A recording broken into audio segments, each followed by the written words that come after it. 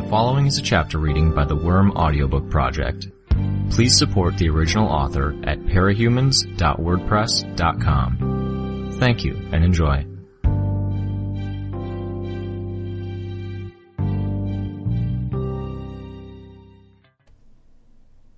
Arc 21, Chapter 1. Tattletale stood at the very edge of the floor, with a 25-story drop just in front of her. The wind whipped her hair around her, and she didn't even have a handhold available.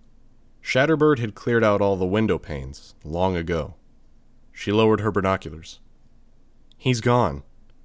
If he was just going to pull something off, he'd want to watch and make sure everything went off without a hitch. I could have gone with them, Imp said. Listened in. Not without us knowing their full set of powers, Tattletale said. Imp folded her arms, pouting. I thought you were one of the cool ones. Othello's a stranger, Tattletale said.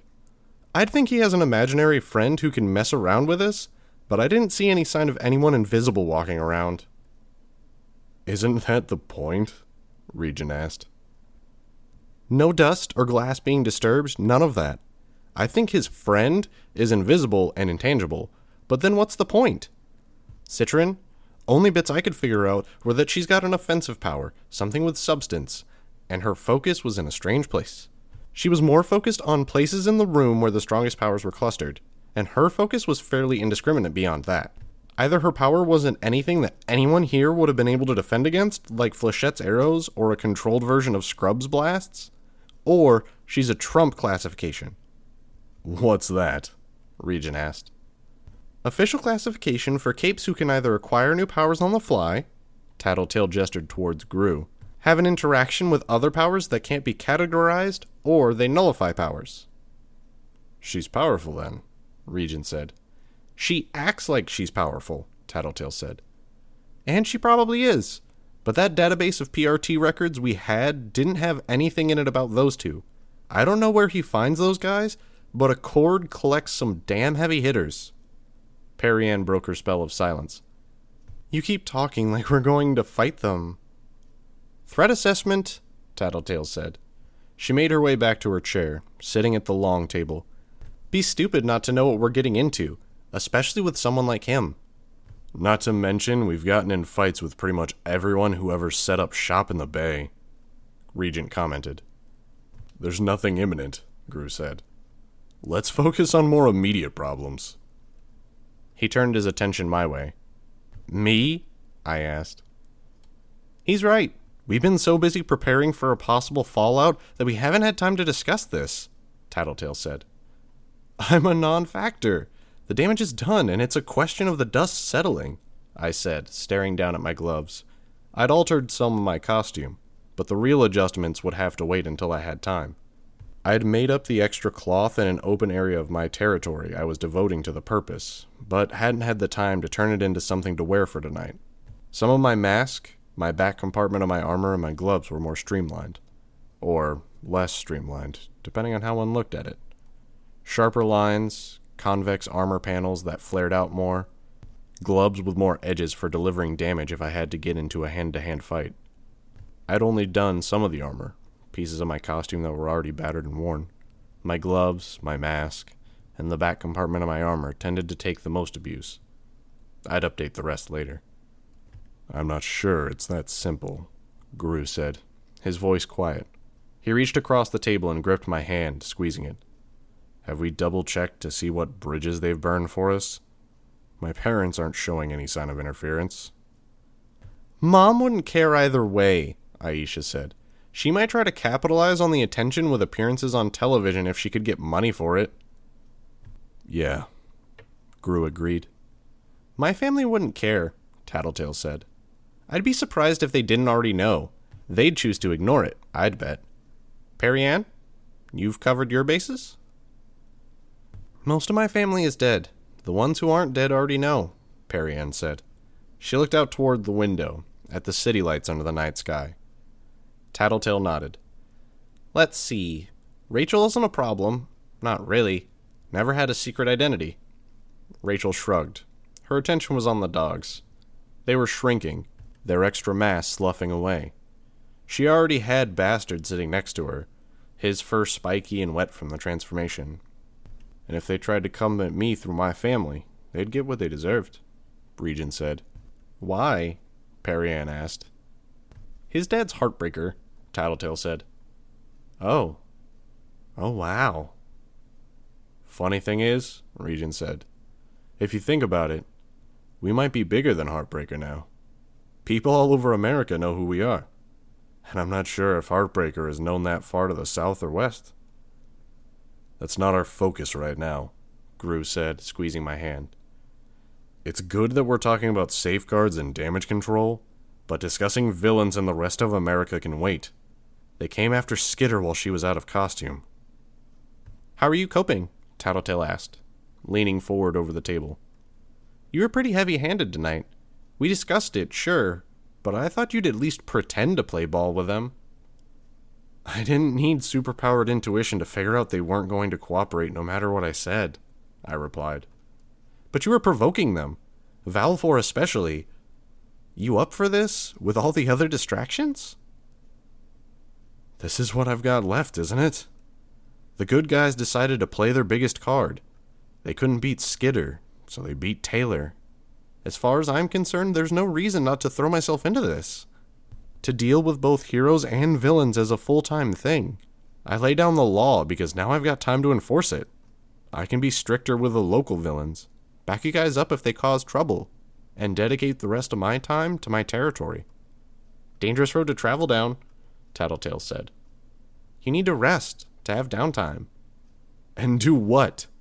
Go to a movie? I'm not sure if any theaters are open. They are, Tattletale said. And I couldn't go even if they were. My face is plastered all over the news. And I've got a tinker who might be watching every computer system and surveillance camera in the city because she's not willing to go against her bosses. I can't go shopping. Can't leave my territory unless I'm in costume and ready for a fight. More time to go after them, Regent said. You can't let this slide. I'm not planning to, I said, standing from my seat. Hold on, Gru said as my hand came free of his grip. Walk with me, I said. All of you. The city may be getting better, but there shouldn't be lights on in this building, and it's only a matter of time before one of the local heroes decides to stop by and see why. We can take them, Rachel said from the rear of the group. We can and we will, I said, entering the stairwell. On our terms, not theirs. There's enough enemies to fight, Perianne said. She had to hurry around the table to catch up. We don't need more. I agree, Gru said. Not that I don't understand the need for some response, but you're talking aggression. I'm feeling aggressive, I said. I think. I don't know. Hard to pin it all down. Might be better to wait until you have a better idea of what you're feeling, Gru said. It doesn't matter, I said, stepping down onto the staircase. Logically, there's no choice but to act on this. You heard Valfor. The villain community won't respect us until we answered the PRT, and the so-called good guys won't have a reason to think twice about doing it again. The rest of us aren't as vulnerable as you are, Regent said. Don't want to sound disrespectful or anything, but we don't have the same kinds of civilian lives to protect. There are others, I said. Part of the reason we uphold these rules is because it sets precedents. Other villains hold to the rules and we benefit. The opposite is true. The flip side of it, Tattletale said, is that we're risking an escalation in conflict. I don't see how they can escalate, I said. As I see it, they played the last card they have. The harder we hit them now, the more clear it is to outsiders that the PRT doesn't have an answer. I can show that it doesn't bother me, and the effect is the same. Doesn't it, though? Tattletale asked. Doesn't it bother you? Yes, I said. In terms of me, I don't know. I can't say for sure whether it's justified or not, but they went after my dad. I get that, Gru said. I'd be pissed if they went after Aisha. God, when I was swallowed up by Echidna, and she was filling my head with all the worst stuff I could think of, revised memories, He stopped, and I paused to glance back up the stairs at him. "Bro?" Aisha asked. He took a couple of seconds to compose himself, then said, "I get what you're saying, Taylor. Believe me, I was buried in it. If anyone here knows what it's like to want to protect people..." "That's not it," I cut him off. "No? It's not about me wanting to protect my dad from the aftermath of all this. That's done. And right now he's hurting more than he has since my mom died. Some of that's on me, and some of it's on the people who sent Defiant and Dragon into the fray. The damage is done." "And you want to go after the non-capes who made the call?" "Yeah," I said. "I'm sick of being on the defensive. I hate waiting for the other shoe to drop, because there's always another shoe, and always a bigger threat. Speaking of, what's your interpretation on the company we had tonight, Tattletale? How do you think they're going to play this?" "The ambassadors are on the up and up, as far as I can guess their direction. Accord's unpredictable, which is kind of ironic. I'd say they're lower priority." "They're going to stick to the deal?" "Until Accord's neurosis pushes him to break it," Tattletale said. "Then who's a higher priority? The Teeth?" "Lots of aggressive powers. Butcher's at the forefront of it all. Spree has rapid-fire duplicate generation. Vex has the ability to fill empty spaces with small razor-sharp force fields. Hemorrhagia is a limited hemokinetic with some personal biokinesis. And Mios can transform for limited times and packs a powerful nullification ranged attack while in his other shape. There's 2 or 3 others." "I'm asking about their goals," I said. "Any clue what they're thinking? Are they going to come after us?" "Probably. We seem weak and unbalanced right now, especially with Perianne not doing the absolute best job protecting her territory." "I'm trying," Perianne said. "You'd be doing better if you'd accept help," Tattletale retorted. "Except you don't want to do that because you haven't committed to this." "I will. I'm still figuring out the more basic stuff you guys figured out ages ago. Commitment on a mental level, P. That's more than just coming to meetings. You don't have to like us, but respect us, get to know us, trust us, and maybe allow for the occasional intimate moment."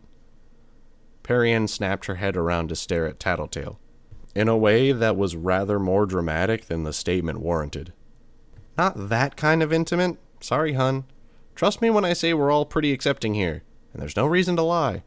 None of us girls here bat for the other team." "I didn't say anything." "Of course," Tattletale said, smiling. "But I was talking about letting us see more of the girl behind the mask. Share those vulnerabilities. Let us give you a shoulder to cry on." "I don't need one," Perianne said. "And that has nothing to do with me defending my territory." "More than you think," Tattletale said. She glanced at me. "They're the type to prey on weakness, and Perianne's capable of only protecting a short section of her perimeter." "Hire people?" I asked. "Henchmen? Mercenaries?" "I don't want to put innocents in the line of fire," Perianne said. "You don't want others to suffer if the Teeth come after the people you wanted to protect, either," I said. "I don't know what you want me to do. If I call for help, they'll retreat, and we wind up wasting your time, while leaving me looking and feeling useless." "There's an alternative," I said. "What?" "What I was talking about before. Going on the offensive. Only it's not about just the good guys. I'm talking about targeting our enemies, wiping them out before they hurt us and give us cause." "That's dangerous," Gru said. "You guys keep saying things along those lines," I responded. "I shouldn't be so strict with our enemies. I shouldn't ratchet up my involvement in things. I shouldn't be aggressive. It's more dangerous to leave them loose, to always give our enemies the first move. The flip side to that coin is that it gives everyone else we deal with less reason to play ball.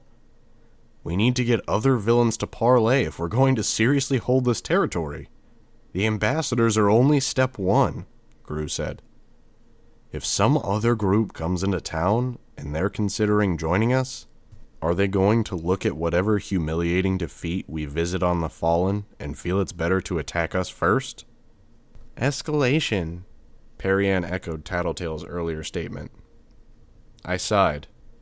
Atlas had descended from his vantage point above the building and flew in to land next to me. I ran my hands along his horn. We're not... The idea here isn't to attack you, Taylor, Tattletale said. Hell, what they did was low. You said it yourself, in that cafeteria. But you're talking about changing our dynamic, and it's a dynamic that's been working. We've already been through some high-tension, high-conflict scenarios. A bunch of times when we went days without a chance to breathe. You want to ratchet that up? Not entirely, I said. If we do this right, if we play this smart, then this should reduce the amount of conflict. I need to know if you guys are on board. Yeah, Rachel said. I'm in, Regent replied. Imp nodded. My vote doesn't count, Perianne said. I only wanted a show of force to see if we couldn't scare the teeth. Only I think it had the opposite effect. Because what you guys were saying about Butcher is spooking me. If you guys want to help me with them, okay. But I don't want to commit to anything major here. And I can't tell you guys how to operate, because I'm new to this. Skip my vote. Okay, I said. Tattletale? Gru? I've already said my bit, Tattletale said. You call the shots in the field and act as the face of the group. I do the behind-the-scenes stuff. That's how we worked it out. I'm kosher with that. Gru said, I only have one thing to say. Think it over, or keep it in mind. We've made it further than most groups do. Some villains set their sights high and they fall. Others try to eliminate their enemies and get eliminated in turn. Still, others set their mind on a goal and they strive for it, only to get worn down along the way. He paused, glancing away. I didn't interrupt. Picking the right words, thinking about himself as one of the ones who were worn down by circumstance. Or maybe he was thinking about me in that light. Maybe part of the reason we made it this far was because you weren't striving for that. When we were villains, you were trying to be the good guy, behind the scenes. When we were trying to take out some pretty nightmarish opponents, your focus was more on survival than it was attacking. I didn't get the impression you craved to be team leader or to rule the city. But you took on the job because you knew the alternative would be disaster. I nodded. Even if I'd wanted to say something in response, I wasn't sure what I would have wanted to say. Maybe the reason I'm less comfortable with this is that it's not your usual pattern. I feel like you're wanting to be aggressive because you're hurt and angry. There's nothing to temper it. Think about it, okay? I won't tell you not to do this. Despite everything I just said, I do trust your instincts. And I'm not sure I trust mine these days. Gru, I don't. That's me being honest. Do what you have to do, but do it with your eyes wide open. Okay, I said. I'll try. I had a sudden impulse to hug him, to hold him as close and as tight as our costumes allowed. My arms tight around his broad back, his muscled arms holding me just as tight. The idea alone made me feel like I might suddenly burst into tears, and I found it startling, inexplicable. I didn't hug Gru. I wasn't sure enough about what I was feeling or why. Didn't want to come across as anything but a leader. Leading this team was something I could do, something concrete with real dividends.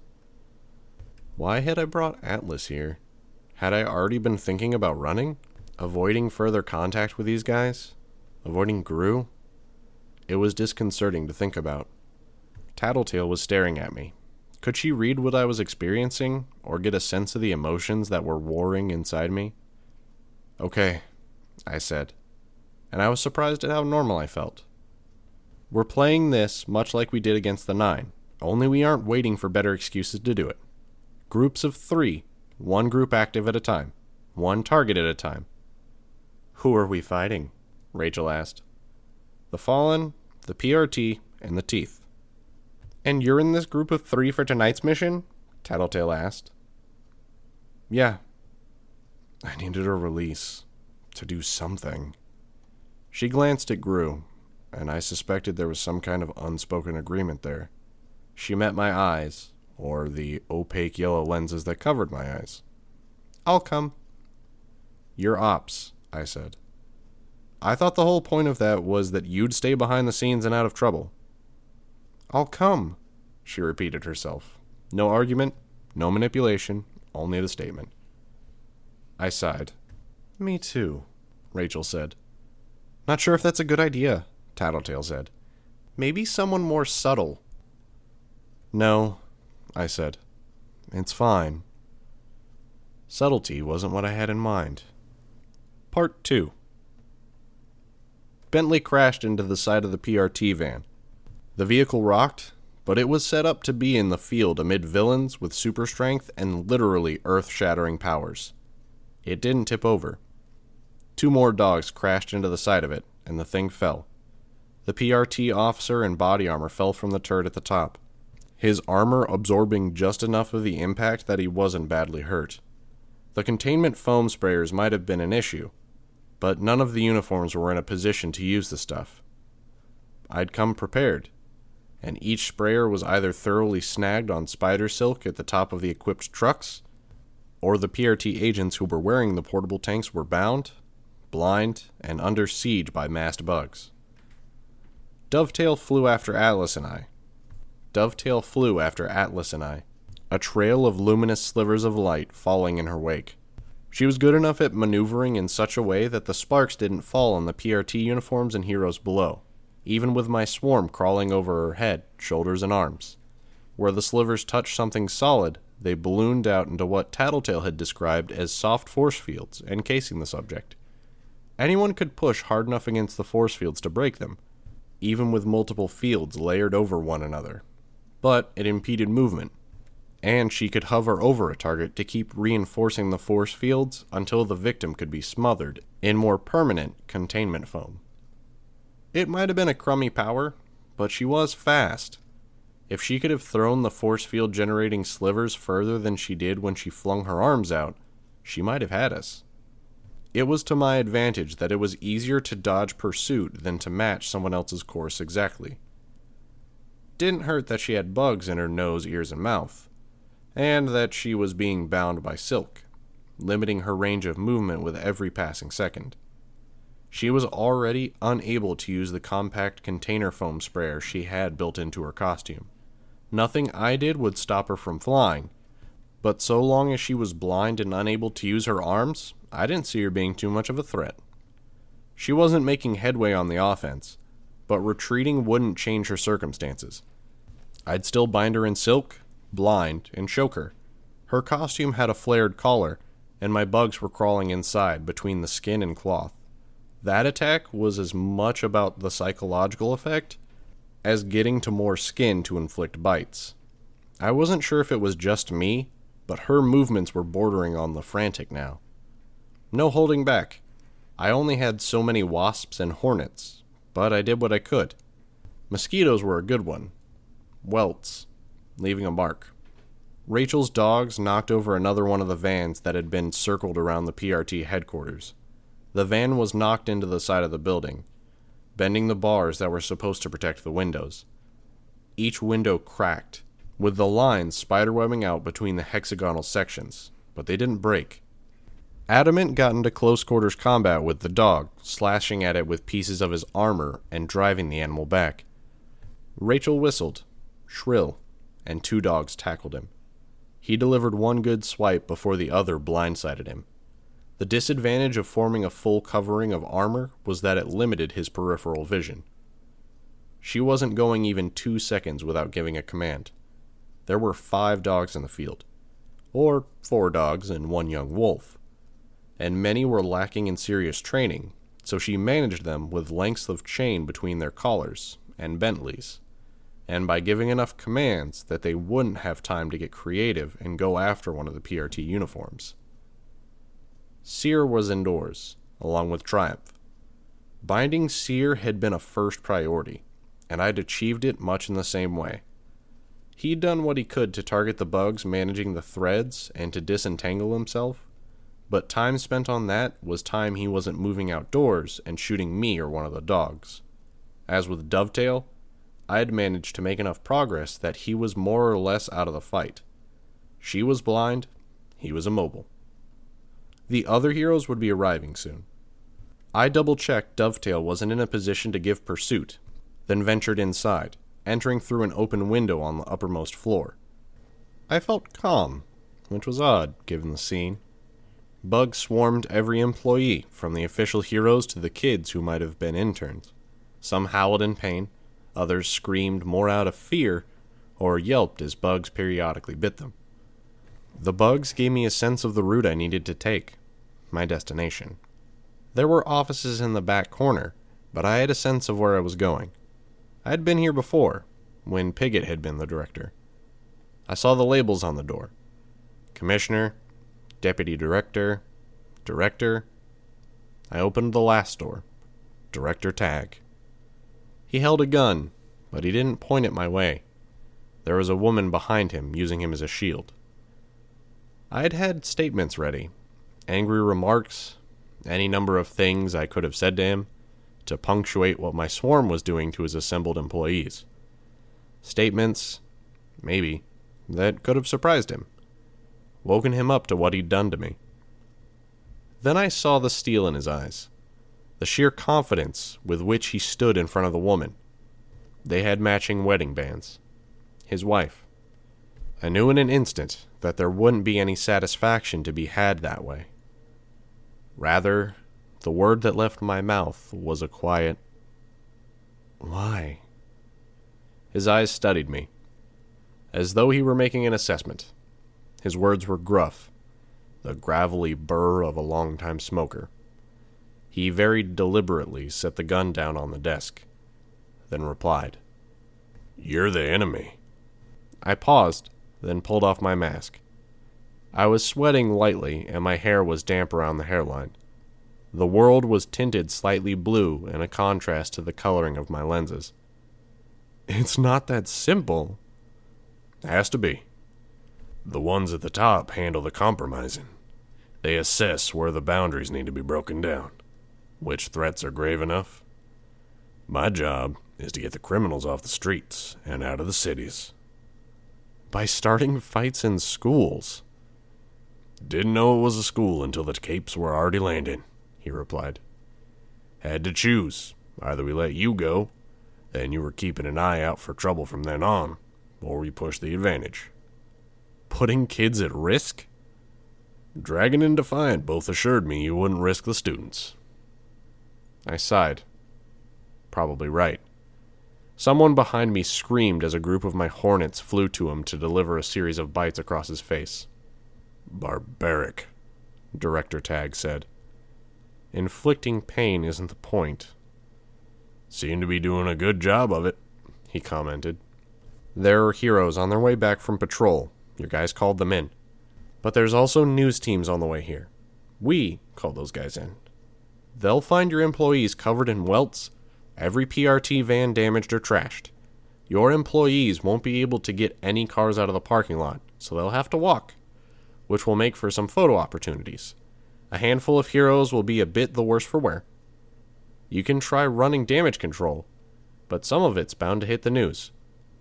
"Uh-huh," he said. "I couldn't let you off without a response from us." "Didn't expect you to." "This was as mild as I could go," I said. "I think you knew that. I'm not looking to one-up you or perpetrate a feud. I'm doing what I have to. Part of the game." "Game? Little girl, this is a war." His voice took on a hard edge. I stopped to contemplate that. Rachel was destroying the last containment van, and Tattletale was saying something to her about incoming heroes. I was low on time. "If it is a war, my side's winning," I said. "And the world's worse off for it. You can't win forever," he said. I didn't have a response to that. He must have sensed he had some leverage there. "All of this goes someplace. Do you really see yourself making it 5 more years without being killed or put in prison?" I haven't really thought about it. I have. Bad publicity fades with time. So do welts and scabs. 5 or 10 years from now, provided the world makes it that long, nobody will remember anything except the fact that we fought back. Good publicity will overwrite the bad. Carefully chosen words and some favors called in with people in the media will help whitewash any of our mistakes. We're an institution. So you think you automatically win? Or you're guaranteed to win in the long run? No. They didn't pick me to head this city's PRT division because I'm a winner, Miss Taylor. They picked me because I'm a scrapper. I'm a survivor. I'm the type that's content to get the shit kicked out of me, so long as I give the other guy a bloody nose. I'm a stubborn motherfucker. I won't be intimidated, and I won't give up. The last few directors in Brockton Bay met a bad end, but I'm here to stay. You hope. I know. You want to fight this system? I'll make sure it fights back. So you want to escalate this, despite what I said before? Not my style. I'm thinking more about pressure. I could pull your dad in for questioning every time you pull something, for example. Doesn't matter where, doesn't matter who it's directed at. You or your team do anything that gets an iota of attention. I drag the man into the building and grill him for a few hours at a time. I felt a knot in my stomach. That's harassment. I was aware of Tattletale approaching me from behind. She leaned against the doorframe, arms folded. It's a war of attrition, Tag said. I'll find the cracks. I'll wear down and break each of you. If you're lucky, then 5 years from now they'll remember your names, speaking them in the same breath as they talk about the kid villains who were dumb enough to think they could keep a city for themselves. He's playing you, Tattletale murmured. He knows he's got you on a bad day. Best to just walk away. Remember, the Protectorate hasn't had a good day against us yet. I thought about asking him about Dinah, but there wasn't a point. It was something he could use against me, and I already knew the answer. I approached the desk and turned around the photo frames. The second showed Tag with his wife and 2 young women. A family portrait. You have daughters, I said. 2, going to universities halfway across the world. And you don't feel an iota of remorse for hurting a father through his daughter? Not one, he replied, staring me in the eye. I look at you, and I don't see a kid. I don't see a misunderstood hero, a girl, a daughter, or any of that. You're a thug, Taylor Hebert. A thug.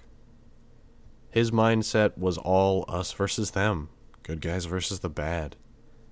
It wasn't much, but it served to confirm the conclusion I'd already come to. Dinah had volunteered the information. Whatever else Director Tag was, he wasn't the type to abuse a girl who'd been through what Dinah had. We should go, Tattletale said.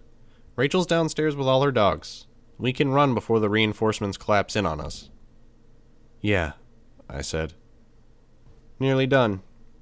You back there? Are you Mrs. Tag? A woman stepped a little to one side, out from behind her husband.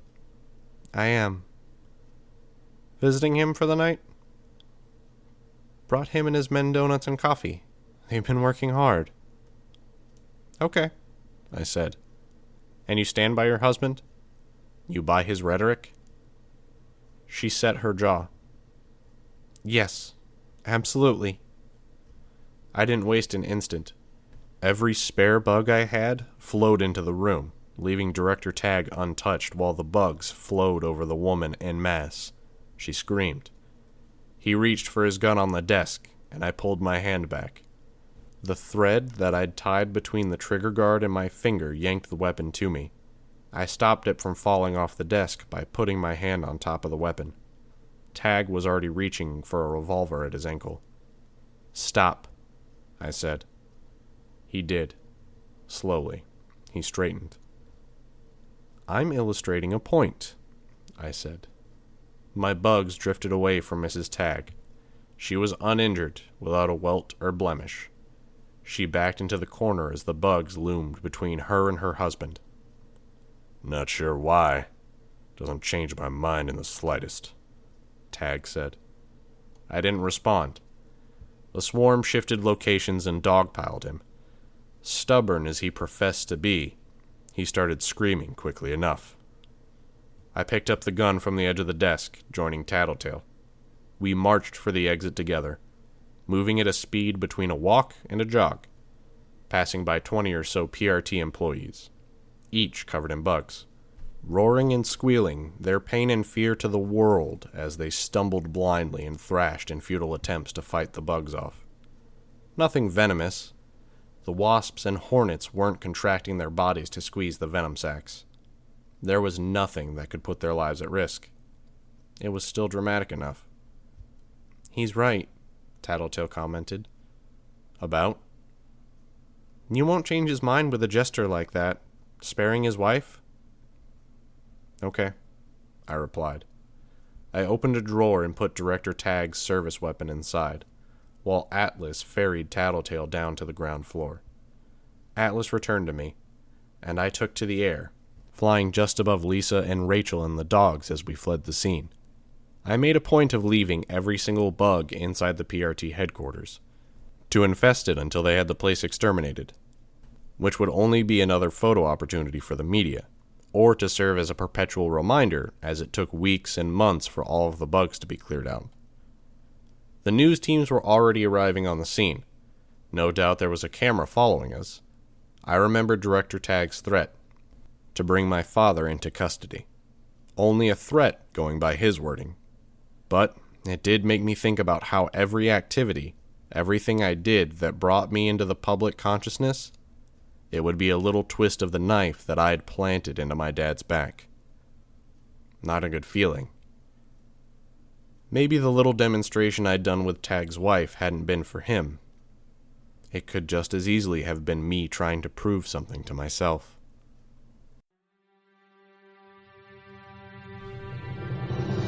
Hi, this is Nathan Bowman, or NSPB. You just finished listening to a chapter from Arc 21, Imago, from the web serial Worm by J.C. McRae. This production is brought to you by the Worm Audiobook Project. If you would like to know more about us, or to volunteer your own services, please check us out at audioworm.rein-online.org. You can download or listen to every chapter directly from our site, or you can find us on iTunes or any podcast app under Worm Audiobook. Thank you for listening.